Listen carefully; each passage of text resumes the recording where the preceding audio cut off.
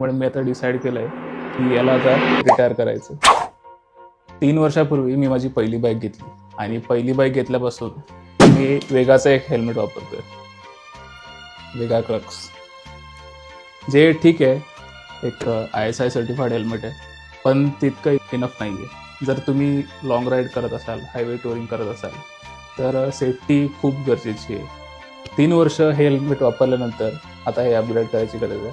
Bike घेतल्यापासून मी खूप साऱ्या लॉंग राईड्स केल्यात. बेट Mumbai to Bangalore 1000 kilometres ride, ते रिसेंटली महेश्वर राईड, या सर्वच राईड्समध्ये मी हे हेल्मेट वापरलं आहे. हे हेल्मेट चांगलं आहे, दिसायलाही कूल आहे आणि इनफॅक्ट मी घेतलं पण यासाठी होतं की हे बाईकला मॅच होते म्हणून. हे एकदम बेसिक लेवलचं हेल्मेट आहे, त्यामुळे इतकं सेफ नाही आहे. तुम्ही असं करू नका, एक सेफ हेल्मेट घ्या, ते खूप इम्पॉर्टंट आहे. मला तेव्हा माहीत नव्हतं, पण आता तुम्हाला माहिती आहे, सो तुम्ही ही चूक करू नका. पण नेक्स्ट राईड जी असणार आहे त्यासाठी आपण एक चांगलं हेल्मेट वापरूया.